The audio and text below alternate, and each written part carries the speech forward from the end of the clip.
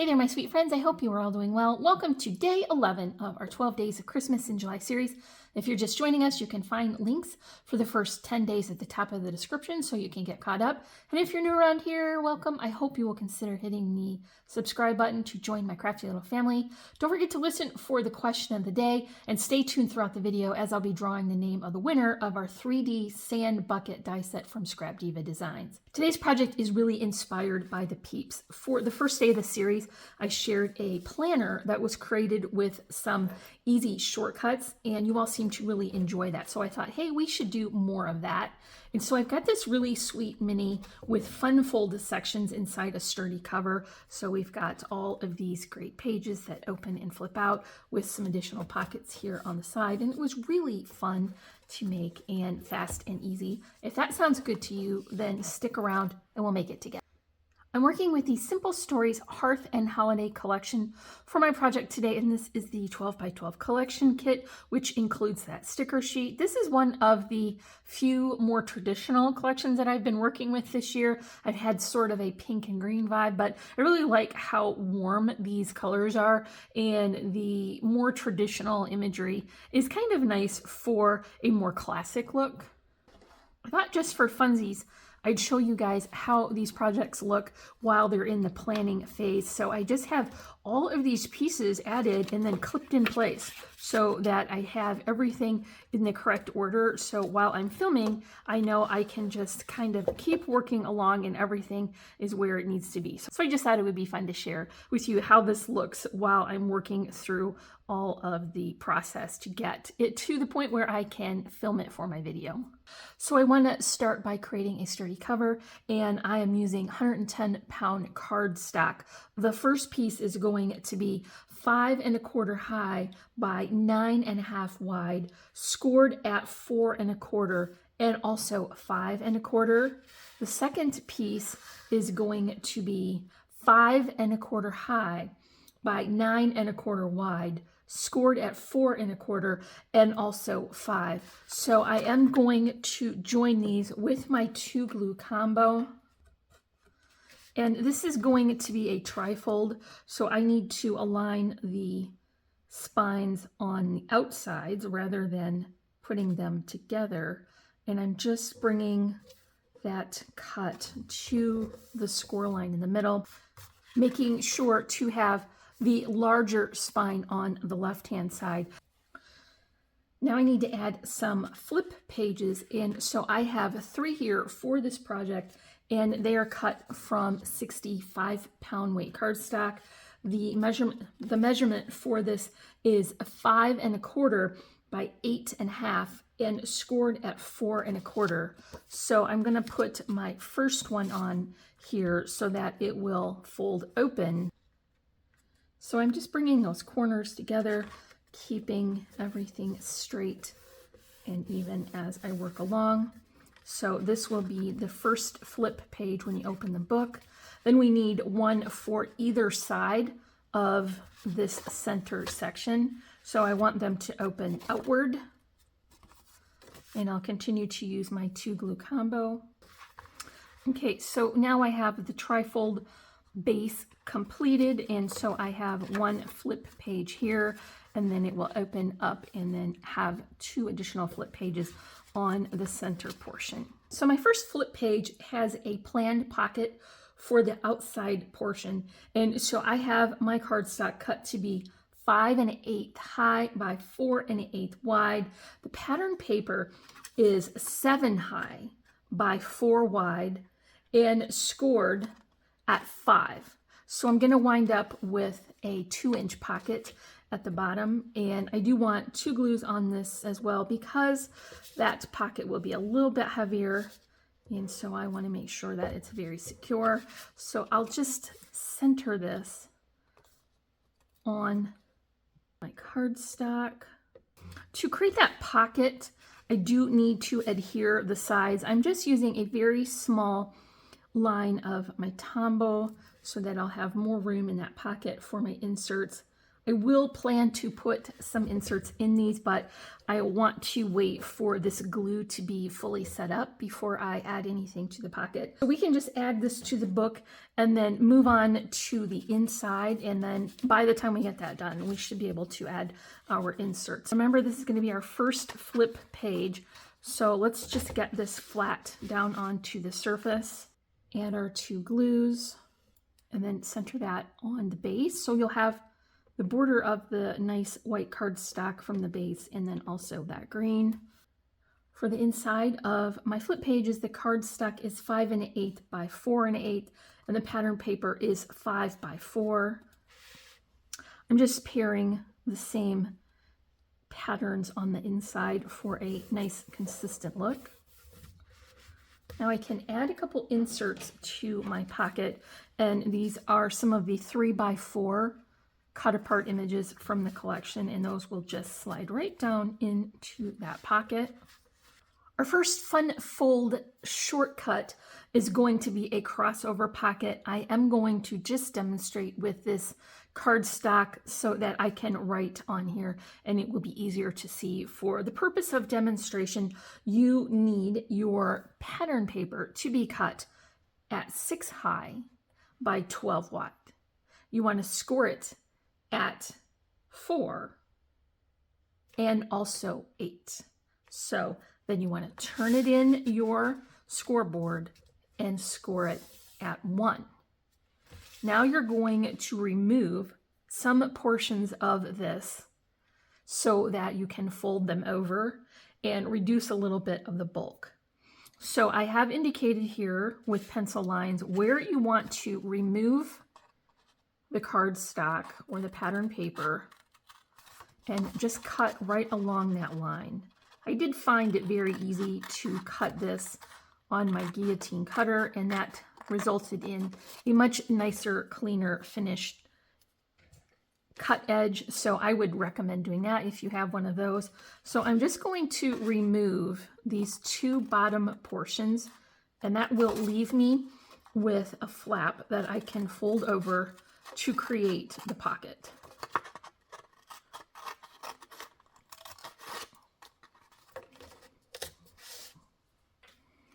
Then I want to remove the outside portion of this rectangle. Once it is marked in half, I'm cutting off the portion that would be on the top.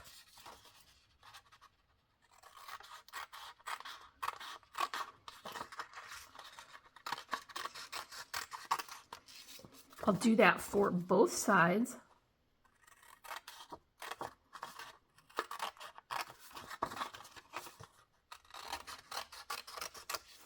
And when you are cutting this from your pattern paper, you want to reserve these portions. So I am going to set that aside and share how you would close this up. So you would put one section over and then the other section, and then I'm going to wrap this flap over top, and that will seal up my pocket. So I'm ready with my pattern paper. I just repeated that same process, and I've got my crossovers ready here, and I will fold up the bottom to make it easier to add to my cardstock. I realize that the little houses here are upside down now, but we're going to add a layering pattern. And so I'm just going to add this to my green cardstock. It's 5 1/8 by 4 1/8. And I'm just going to center my pocket right onto it. And then my layering pattern is going to be 1.5 inches high by 4 inches wide, and that will just cover that bottom portion that would be upside down. So now we can just add this to the book. So I have my crossover pockets planned for the outside here on these flip pages, and I'll go ahead and use my 2 glue combo and just get that centered right on the page. We have one prepared for this side as well. Now I'm going to cover the inside of these flip pages, and this is a nice part of this design, is that all of the insides of the flip pages have the same measurement, so that will be easy to work along as you're cutting. And also, they're only 4 inches wide, so you're going to be able to get a lot of mileage out of your 12 by 12 pattern paper sheets. Now, that is so cute, and it's adding a great amount of bulk and sturdiness. So I want to repeat that for this side as well. You're going to get so much real estate out of this little book because of all of the pockets and the flip pages. So that finishes this side. The collection had some 4x6 cut apart images in the correct orientation. I was able to clip these down to fit into the pockets. And there will be additional room in these pockets for some flat keepsakes or mementos. My second fun fold or one sheet wonder shortcut starts with our paper. Once again, I'm just substituting this cardstock so that I can share with you the folds, but you would use the pattern paper from a collection. It is cut to be 10 high by 12 wide, scored at 4 and at 8, turned and scored at 5. So you want to cut from the end all through those lines up until this point where the lines here intersect.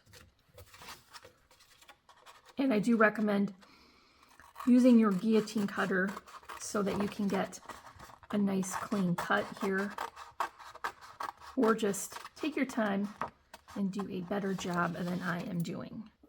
Okay, so now we need to fold this up. It's a little bit tricky, but if you just remember that your peaks will fall on the portion that is cut, and then you'll fold back onto itself the portion that is just folded. Then you can bring your pages together this way. Then you'll want to come back in and adhere this where that fold is, so that you will now have a fold this way and a page back here. Then you will also have a set of pages back here. So that does look a little bit complicated, but just remember to keep your peaks on the portion that was cut, and that will help you to keep that in order. So I'm all set with my pattern paper, and I very intentionally chose the pattern that was non-directional on both sides because part of this is going to be upside down. And as I mentioned, I do want to seal up that back portion. If you weren't adding this to a cover, you could leave this open and consider making this an additional area to finish, or seal a portion of it to make a pocket. But for our book, I just want this to be closed up.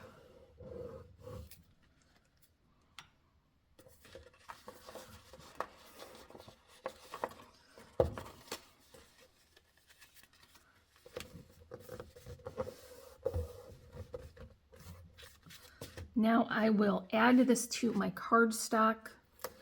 Once this is folded, it's going to be 5 high by 4 wide, which is consistent with all of the components that we've added throughout. So that makes it easier to cut your cardstock to be 5 1/8 by 4 1/8. Then you're going to get that nice border. So let's add this to the cardstock, keeping that nice border. Then I will add this to the center of our trifold. Now you can see why we added in so much extra space on those spines to accommodate the bulk of all of these paper layers. Now I want to add back the portions that I removed from our crossover pages. So these are just going to be a corner pocket, and we can use this to stick a image cut apart into, so that way we can get some extra real estate out of this book. Very careful with the glue to make sure that you keep it nice and clean and not squishing out over the edge. And then just bring that right to the corner, because we cut it from the same size. It measures exactly perfect. Okay, so let's go ahead and let that set up and move on to the next step. Then we'll come back and add our tags. When I fold this open,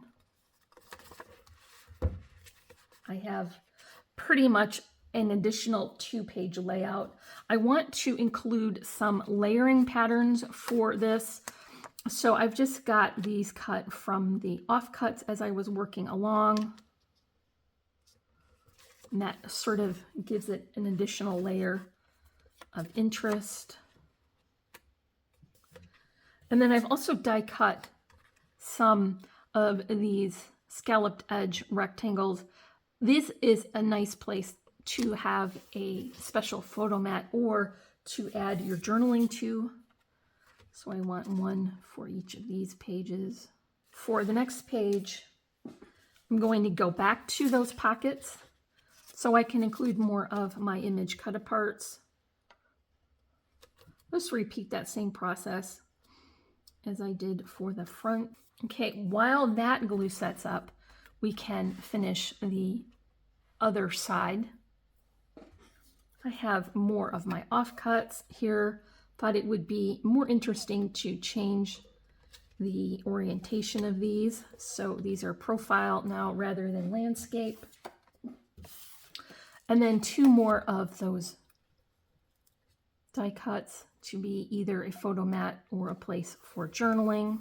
Okay, let's go ahead and add some of the image cut aparts here to our pockets. And that will just slide right into there. And then I have one for each of these sides as well.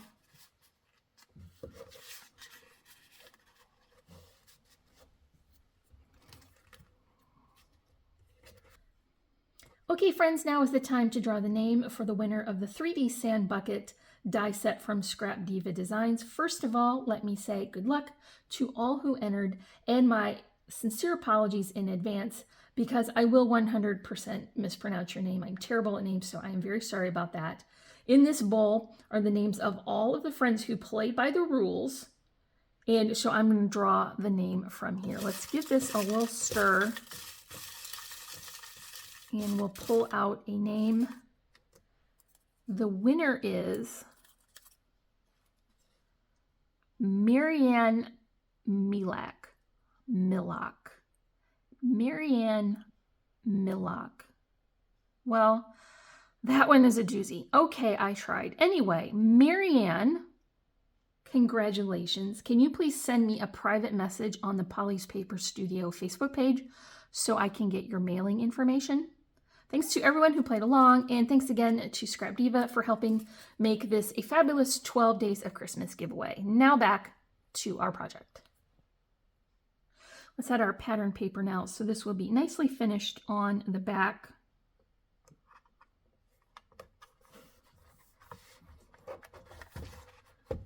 And then wrap it with this beautiful stitched satin ribbon in lime juice from Really Reasonable Ribbon. Just tacking that into place. And we'll seal that up between the layers of the pattern paper and the cover. I just split this into 2 different patterns so that I could have a little bit of extra detail. Have a small die cut doily. I am focusing this toward the right and the top, so I'll have room for my embellishments. And I will include an image that was one of the 3x4 cut aparts. I just clipped that out with a tag shaped die that had a stitching detail, added that to extra sturdy cardstock and cut it back out. Then I added foam tabs for spacers, an eyelet here, and a little bit of some twine. And that will just be added right to that doily. I've got a flower arrangement. Now you can see I don't have a whole lot of room on this cover for an additional side, so I'm just kind of focusing this as a cluster along the bottom. I'm going to add this with hot glue so that I know it will be secured. I did finish it with the die cut leaves and netting loopy twine bows and some stamens from Really Reasonable Ribbon. Just being careful to keep all of those fragile bits away from the edges. A couple of charms here as I do, tied with string. Added with hot glue. Remove the excess from the strings and cover the cut ends with a button. And I just need a couple of sequins here to balance those details. I'll add those with my tombow. And this is a good time for the question of the day. If you could pick a warm tropical location or a cold, snowy, wintry location to spend your holiday, which one would you choose? Of course, I'm going to pick tropical location because I have spent way too many holidays here in winter in Michigan. So let me know what is your choice down in the comments below. I just want to tie a generous sized bow here.